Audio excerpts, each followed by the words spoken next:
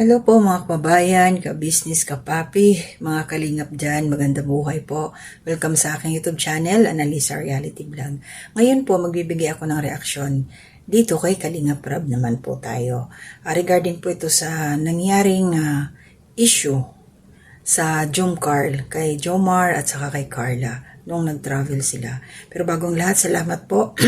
Dumay niyo subscribers, mga silent viewers, nagla-like, comment, share po sa aking mga ginagawang reaksyon. God bless po sa inyong lahat.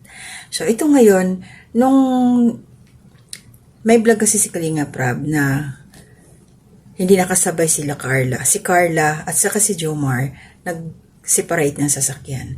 Kasi ayon kay Kalingap Rab, ang usapan alauna, ayaw niya ng sinasayang yung oras. Gusto niya kung ano yung schedule yun talaga. At nalit nga sila ng konti kasi inantay pa daw niya dito si Mrs. niya, si Jack. Inantay niya, syempre. Antayin niya talaga yon. Hindi pwedeng maiwan. So, kung si Carla kasi, at saka sabi nga ni Kalingap Rab, lahat ng mga angels, dyan sa kanila kasama.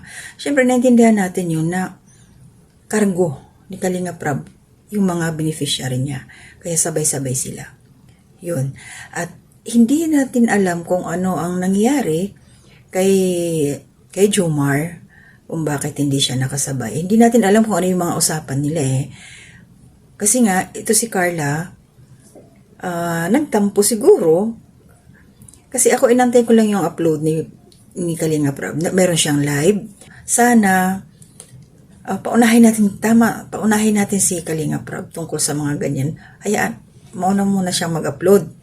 Kanyang mga beneficiary. Kasi yung iba nauunahan na eh. Kumbaga nawawala yung yung suspense ba. So yun, dumating na sila doon yung nandoon sa sasakyan si Carla, kasama niya si isang beneficiary, si Joy. Magkatabi sila doon. Hindi ito bumaba. Ito si Jomar, aligaga siya. Nag-aalala. Kasi hindi siya pinansin ni Carla. So lumapit, nagpasama to kay Kalingap Rab, lumapit doon sa sasakyan. Talagang dead ma. Hindi siya hinarap, tumalikod pa si Carla. Tawa ng tawa sila Kalingap Rab. Ayun nga dito kay Jomar, nagpaliwanag naman siya kung ano yung kanyang reason kung bakit hindi sila nagkasabay. Kasi mali natin, di ba bumili pa kasi ito sila ng jacket before sila umalis. Baka may usapan na sila na magsasabay o kung susunduin si Carla, kung ano, hindi natin alam yun. So, syempre tayo mga babae, kung ano yung usapan, aasa tayo eh. Susunod tayo. Kaya, Carla, deserve mo rin magtampo. Okay lang yun. Normal. Ganun. Huwag natin ibaba si Carla. Kasi normal yun eh. Basta may usapan, di ba? Kaya yung nangyari na ito, hindi lang to para kay Jomar. Time management. Disiplina sa oras. Alam mo may lakad, kung ano man yung mga kailangan mong gawin dyan sa bahay ninyo, kung ano man, mag-adjust ka ng time mo. Kung importante yun, gawin mo ahead of time para hindi ka mag-hold sa next na appointment mo. Ganun lang yun. Kaya importante talaga na disiplinado tayo sa oras. Mga Pilipino tayo eh, nandun talaga yung pag-Pilipino time, late.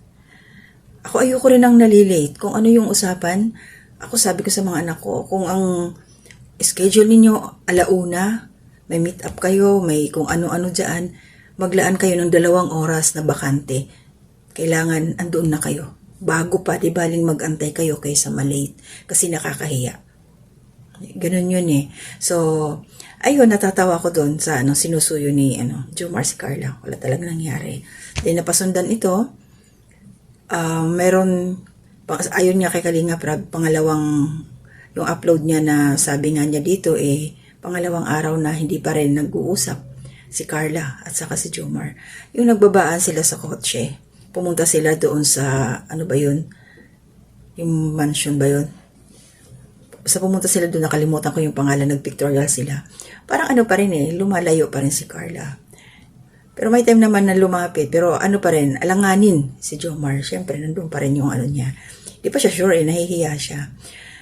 Minsan nga sabi ko, teleserye pa rin ba o totohanan na? Pero ang cute nila. Ang cute ni Jomar kumbaga maglambing kay Carla. Inaamo niya, tinaamo. Pero alam ko meron na silang kasunod na upload, naging okay naman na. Kaya lang, doon sa mga nangyari sa kanila na hindi man sila nagkasabay, kasi natural lang kay Kalinga Prab na magbigay siya ng, yung rules nga, yung patakaran kung saan yung mga boys, saan yung mga angels, di ba? Kasi ikinukumpara, bakit daw sila Edo, si Edsy magkasama? Hindi natin alam yung reason kung bakit sila magkasabay.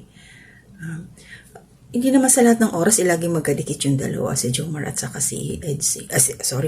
Si Carla. Diba?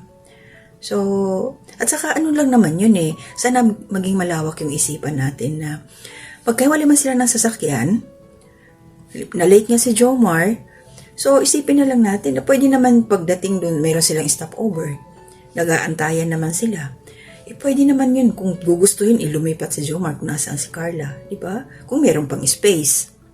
Kung wala, di makikita na naman sila. Isang destinasyon lang naman. Ano lang to talaga, yung lawakan ng isip. Kasi hindi lahat ng oras, ganun masusunod yung gusto natin. Nating mga supporters ng Carla, ng Jom Carl.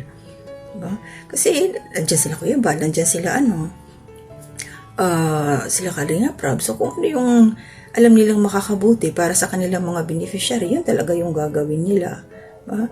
But anyway, alam ko naman na yung mga ganyan is kasama yan sa kanilang mga ginagawa sa buhay. So, lang yun, doon sila magiging matatag. Mas lalo nilang, yung mga nangyari kay Jomar, mas lalo siya ngayon, dahil nga na-late siya, so sa susunod, alam na niya kung paano gagawin para matupad niya na yung usapan kung ano yung usapan. I-cancel yung mga dapat i-cancel. Diba? I-prioritize. Kung sino yung priority, yun ang unahin mo. Kasi mahirap talaga yun. Sandali po So yun po, pasensya na enough po kanina kasi may nagpipray sa labas. Malakas po yung mic, naririnig. May background. So, yun po yung yun lang po yung aking masasabi kila Jomar, kay Carla. Yun lang po yung aking reaksyon. Tayo mga supporters nila, mga kinikilig kay Carla, kay Jomar, behave lang ho tayo. Alali lang ho tayo. Ang mga puso natin hawakan. Natural kay Carla na magtampururot. Siyempre, nahihiya nga naman talaga yun, bata. Bababa, wala si Jomar, hindi alam kung nasaan. Hindi pa sila nagkikita, hindi nagpapang-abot. Pero alam ko naman magiging okay na sila. So hindi muna ako magsa-shoutout kung sino yung mga nandyan sa comment section, pero maraming salamat po sa inyo, sa suporta ninyo, mga silent viewers. Pero shoutout po lang kila Kuya Bal, salamat po kay Ate Edna Vlog, shoutout. Kay La Jack, shoutout din po. Siyempre si Kalinga Prab.